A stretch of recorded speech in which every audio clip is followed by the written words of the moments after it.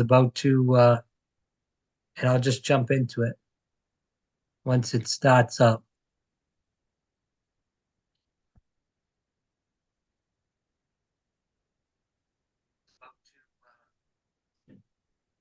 All right, everybody, we are here for another episode of Fire Breathing Rob. Very special guest on our program today. But before we tease that, let's talk about a little bit of cleanup here.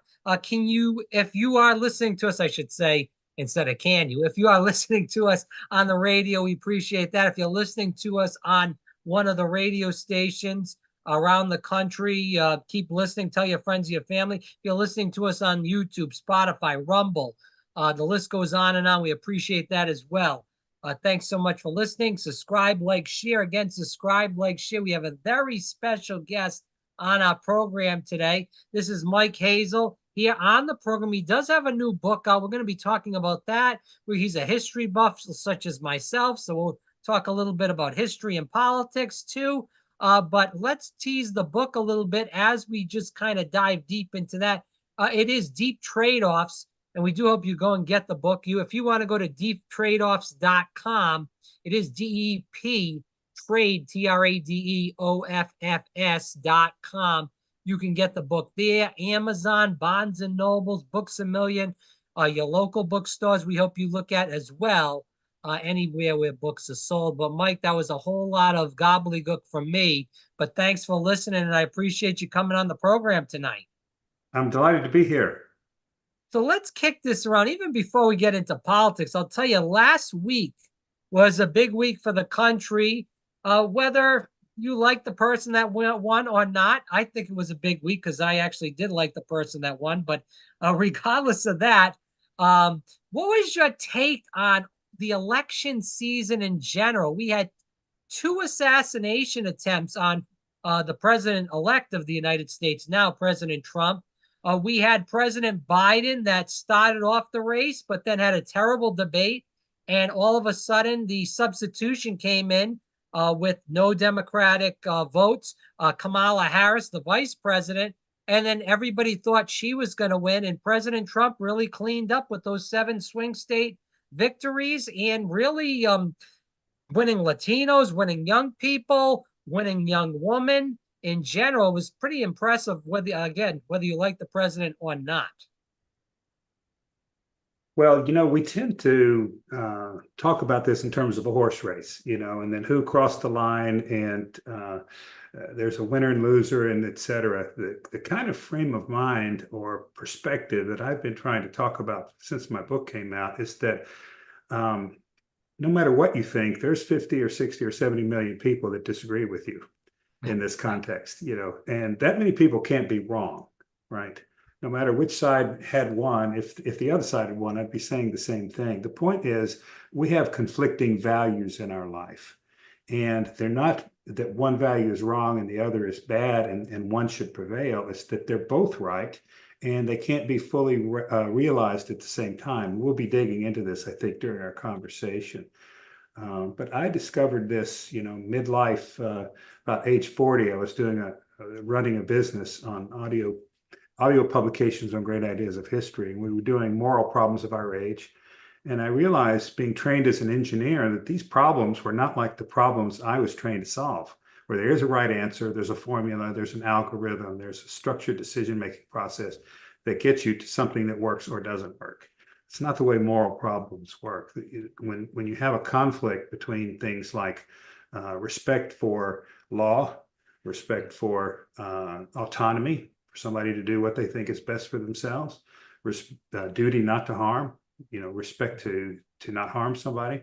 You take an issue like euthanasia or abortion, they both line up straight down this way. You cannot have all of those things in those situations. So what I am trying to help open up for folks is a perspective that says, even if you're on the losing side of something, it's not that you're wrong, it's maybe your value hasn't prevailed against another value in a particular situation. I want to talk a little bit about this because you talk about a lot about restoring that balance of respect. in this crazy world we live in. Let's talk a little bit about that as far as social media. So I know you growing up, you didn't have social media. Myself growing up, for I would say the majority of the time, didn't really have social media. I didn't get a cell phone until eighth grade, and I got the flip phone, and I didn't get an iPhone until I graduated college. I was a late bloomer on that. Regardless of that, don't you feel like everybody now can type behind the computer all kinds of negative things? I hate you, F you. The list goes on of what they can type. But when they're in front of you, one on one, face to face, eye to eye, they refuse to talk like that because they're afraid. But they're a big guy or girl behind the computer. Did that come through all this negativity and anger through social media, do you feel like, or is it something else? Well, I think the anonymity of social media, the relative the distance between people, it's not always anonymous. You might have your name on it, still act like True. an asshole. But the I remember when social media first came about, when the internet came out, people thought it was this great flowering, it was going to do all these wonderful things, and it did. I've connected with dozens of people that I'd lost touch with. It's really great. But then human nature has two sides, and so it's allowed some bad parts of human nature to flourish. And it's so unfortunate. There's a guy named Jonathan Haidt, psychologist, that really is working on this, publishing things. He says kids just not should not have social media until they're on up into their teens, because they don't have the emotional defenses for the attacks that they get on social media. So it's a huge problem. I think there needs to be changes in the way we socialize our kids. Yeah. Um, but your point is exactly right. We don't treat each other face to face the way we treat each other online. And one of the things I have to say about this is that, relationships come first before agreement. We don't have to agree in order to have a good relationship, and we're not going to agree unless we have a good relationship. So think about it that way. We should learn to respect people, even if they disagree with us. Conflict's not the problem. Coercion is the problem.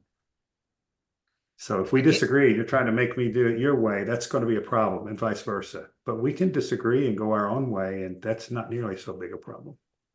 Again, I hope people do get the book. We're going to talk about it in just a second. It's www.deeptradeoffs.com. Again, deeptradeoffs.com. You can get the book there, learn more about Mike in general. And we're going to get into the book right now. As a historian, history guy, like I should say, not a historian, history guy like myself, I wanted to dabble into a little bit of the issues with the culture war, with social media, and obviously the election, because those are the big issues, whether you like politics or not right now in our country. Can we just dabble in before we get into the book? One more thing. When we talk about the culture war, again, whether it's abortion, whether it's the trans agenda, the list goes on and on of all these culture war items that have really come about. I feel like in the last 10 to 15 years, maybe you have a different perspective on that. That's another thing I think that both sides really drum up to really rally their base, get people angry, and obviously divide the country. What are you seeing with the culture war? Do you feel like, due to the election results last week, that the culture war will get will I guess come to an end? I should say that. Or do you feel like the culture war will continue on and get worse? One of the quotes in my book is that you never have a lost cause because you never have a won cause, right? It's not that somebody wins and the other guy just gives up and says, "Oh, I was wrong," and so you have it your way. So that's what we're going to do. That just doesn't happen. People still believe what they believe. They're not going to give up. So in that sense, these things never end. But I think the degree to which we've been nasty to each other, the degree to which people get hysterical in advocating their point of view, might moderate some, because there's been a real big bucket of cold water thrown on a lot of cultural ideas that have been prevailing and offending people for a while. Well, a lot of the most extreme excesses of the left have been rejected. And now you have even people on the left saying, hey, we got to get rid of that craziness, get back to some common sense, or we're going to lose it forever. Listen, I used to be on the left, just changed my registration very recently within the year. And just because I just had enough of all the nonsense, the gobbledygook and the division as, being people being on the left. Let's go into the book here. Again, definitely check out the book. It is Deep Trade-Offs, deeptradeoffs.com. That's the name of the book. Definitely go to the website and check it out. Let's talk about the book, Mike. How did the book come about? So, when I was about 40, I was managing a business called Knowledge Products. We had this audio tape series on the moral problems of our age. And as I alluded to a minute ago, I had this aha moment that moral problems are not the kind of problems I was trained to solve as an engineer. I come from a family of engineers, farm mechanics, auto mechanics. One of them was educated and got on a team at IBM to make the barcode scanners. And Bill could fix anything in our house when he came. My mom had a list for him, and I just wanted to be Bill Steele, fix things, invent things. And I got to Georgia Tech, and a couple of years in, I started to feel like I was being trained for a profession rather than being more broadly educated, because I'm just curious about philosophy and history and biography and all the things I wasn't getting to study. So I sort of changed my direction toward management. Ended up getting an MBA there in Boston, and so I got into this publishing business on the great ideas of history, which was sort of an expression of that. I was really interested in this side of things I had not been able to learn to my satisfaction. So after that aha moment, I started looking at conflicting values and seeing them all over the place.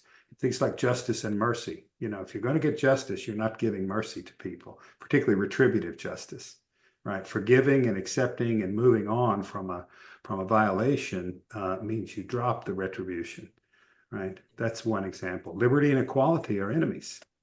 The more free we are, the less equal we are, because we just have different talents. We have different tolerance for risk, have different circumstances. We're going to end up in very different situation if freedom is allowed. If you want to get more equality, what you have to do to liberty is pretty profound. So in that sense, they're enemies. To think about this, rights and democracy are in conflict. Democracy means we're going to vote on all of these things, and whoever gets 51 is going to, eat the 49. There's that old joke about the pig and the chicken, voting on a ham and egg breakfast. One makes a contribution and the other has a lot more at stake. So votes cannot solve all of these things, right? The majority should never always win. Our founders knew this. They knew the tyranny of majority is awful. And so you have rights to protect people, but that's anti-democratic. So we have people talking about a democracy as if there's something sacred. There's all kind of mechanisms to prevent a tyranny of the majority. So when the book started out in your mind, obviously, you've done a lot of things in your life. You've learned a lot. I want you to go a little bit deeper into what you wanted people to get out of the book when you started writing it. So I spent about 20 years noticing and collecting quotes from these different sides of conflicting values. Sure. And, about 4 years before I actually published the book, I started to see that this was directly applicable to polarization. The people on each end of these spectrums were not so much wrong as they were out of balance and not seeing a competing value. And, I actually have the theory that every value has a rival and a competitor that's legitimate. So I went on the internet and I looked up inventories of values, and I made a spreadsheet of about 300 values. I took 3 or 4 sources, I combined them all, I deduplicated it, put them in alphabetical order, and I just went down the list and said, what is a competitor or a rival to X value? Like gentleness, right? That's a nice value. Or kindness. You'd think, who can object to that? But, college coaches will tell you kindness is not always the best way to get a result, right? For sure. And it's not that kindness is bad, it's that it's not the right value in certain situations. And every one of them, they're stronger, some are stronger than not, but every value has a rival like this. And so I'm cultivating in myself and in my readers this idea that there is a symmetry in the nature of things, that if we recognize we can be a lot more fair to the people that we disagree with, and a lot more clear about why we prefer value A over value B, because we realize it's not just right and wrong, it's balance. I mean, the world will never be fully harmony in general. I mean, that's how Yeah, God created us. That's how exactly. he created the world in general. So when people read this, they have to kind of put into perspective. They have to look inside themselves and try to look at the values in the book and see what values fit with themselves. I want to go a little deeper into that as well, because, like we just said, it's never going to be fully harmony. Let's talk about how we, kind of come together a little bit, because again, there's so much division in politics, in medicine, in sports, everything. There's a lot of division in, and it's not just division. Like, listen, when I used to be very far to the left, I used to have a lot of good friends, old, young, my age, whatever it may be, that were very conservative. We used to kind of joke around and, make fun of the person that they liked politically, and it was fine. It was all a joke. Now, if you do that, Mike, then you're a racist, a sexist, an anti Semitic, every ism in the world, you are now. If you don't agree with 100% of the Democrat Party or 100% of the Republican Party, whatever you may agree with. Right, And right. that's what it's about. So the middle is getting close to nil right now, as far as people in it. So what kind of, I guess we'll leave the audience with this. What kind of, advice would you give people that maybe are in the middle? I don't feel like I'm very far to the right. I'm a registered Republican. I vote for Republicans, but I vote for Democrats too. I feel like I'm very in the middle. I left the Democratic Party, Mike, because I was sick of all the nonsense, all of the anti-freedom stuff during COVID, all the anti-freedom stuff that they're still pushing to this day. And they say my body, my choice, but then they forced a medical intervention on people. I mean, it's really a joke. So sorry I got a little long-winded. Sorry I did a little rant at you. But, leave the audience with some information on this. I actually, in the first 10 pages of my book, use that example about my body, my choice, and it applies to, people claiming for abortion and for anti-immunization, completely on different sides of the aisle, but using a principle that defends their values when they want it and abandoning it when they don't like the values involved, right? So I think respecting balance puts you into this kind of middle area that not everything is right on either side. That's kind of a tribal impulse to say everything that this side does is right or everything that that side does is right. It's I gotten think, real. Sorry to interject, Mike, but it has gotten real cultish, especially in politics right right. now, where Yeah. Donald Trump is Jesus Christ. I voted for Donald Trump. I like a lot of things that Donald Trump does. I don't think he's Jesus Christ. Yeah. Yeah. Barack Obama. When I was a leftist, I used to like Barack Obama. I didn't think he was Jesus Christ. But I mean, that's what it's gotten to right now in politics, that Right. every political party, whether you're a Democrat or Republican, you have the savior. That savior, whether it's a man or a woman, can do nothing wrong. And you're basically a cultist to the party. Well, if you're looking for salvation and fulfillment in politics, you're kind of barking up the wrong tree. One way to think about this is think about science looking for right answers, and it uses a method. There's evidence, there's experiments, in the law, there's a different way of coming to truth. There's rules of evidence, there's juries, with perspectives and things. Scientific truth is not legal truth. There's a bunch of different kinds of truth, not just one. And the situation you were describing seems to assume that there is a truth and one side or the other has to have a handle on it. They can't both. They can't be both right and wrong. This is what I'm arguing against, is that in every situation, there's some right and some wrong in it. And a mature person, I think, understands to look for that and to respect some difference that people may prioritize. I'm kind of libertarian in my attitudes. Mm-hmm. And because I think liberty just unleashes human potential like mad. And look what's happened in this country for 200 years. Our founders were so brilliant at creating a government that would manage disagreement, You know, we're good at agreement if with people that we alike around, but we're really bad at disagreement right now in this country. Our founders were brilliant about it, and that's one of the solutions is to look back at the institutions they set up that help us manage disagreement. And that's why we have the Constitution. That's why people should look at the Constitution and read it before they just start talking gobbledygook nonsense Right. consistently. But that's what it is. Just like, and I'll put the exclamation point on this, Mike, the middle is gone. The middle is gone. And what you're saying is correct. But there's not a lot of mature people in this country, unfortunately. There's a lot of immature people. We see that consistently on both sides. And that's the unfortunate, and that's, goes to the school systems are a joke. But I mean, we don't have to So, go down that realm, but go ahead. well, so I mean, we're talking about balance here, and let's use this as an example to say, is that true?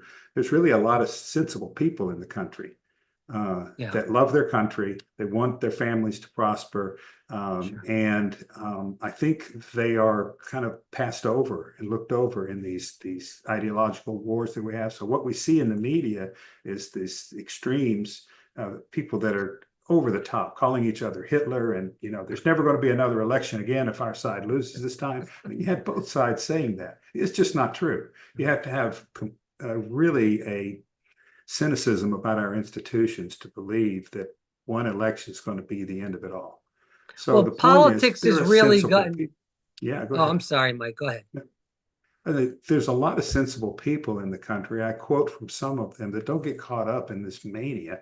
And I think what we've just seen in the election is that people realize they're being gaslighted with a Yeah, lot of the positions out there and said, that doesn't make sense. Men don't menstruate, and kids shouldn't be changing their gender at 12. They're questioning a lot of things. Let them get mature. And as a libertarian, I say, great, be transgender at your expense when you're an adult, but let's not be doing this to 12-year-olds.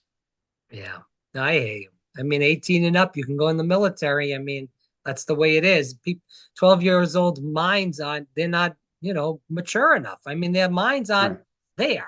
So we right. shouldn't be doing that. I mean, would you want a 12-year-old going to war? No, obviously not. They would get demolished. It's really sad, but no, I do agree with you in that aspect. And maybe I didn't frame it wrong.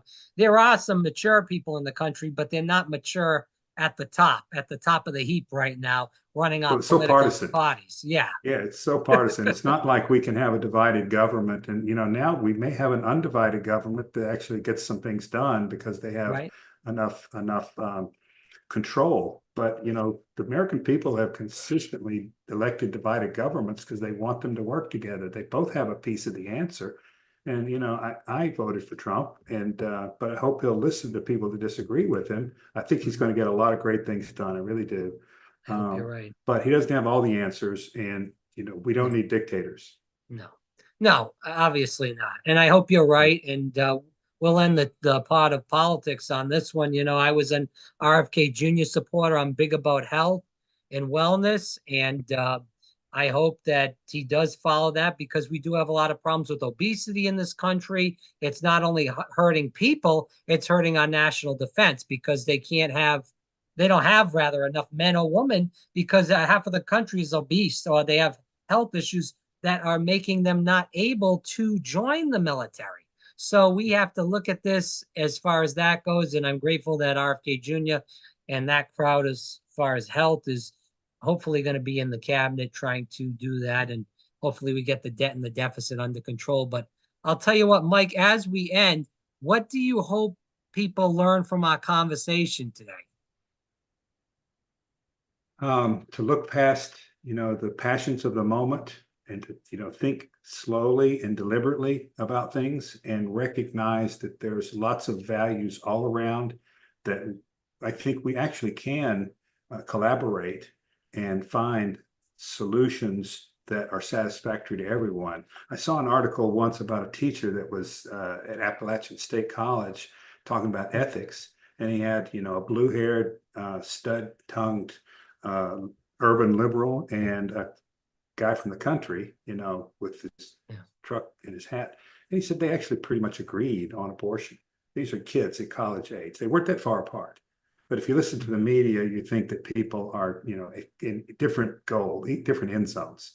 And the point there is that if we talk to each other, I think we can find a lot of commonality and not let the partisans um, alienate us from one another. Right.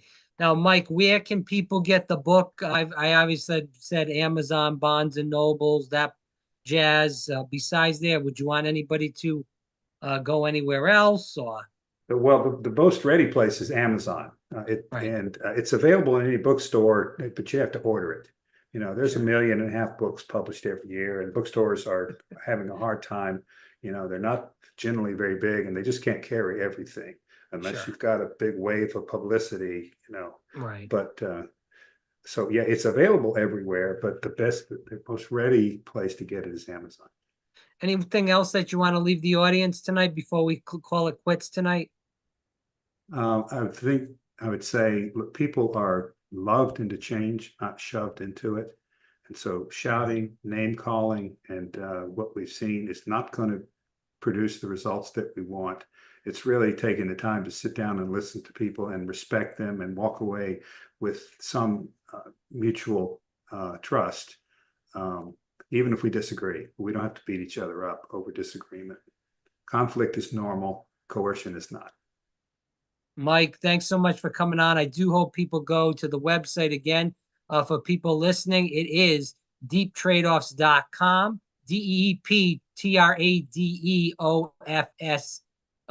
DEEPTRADEOFFS.com.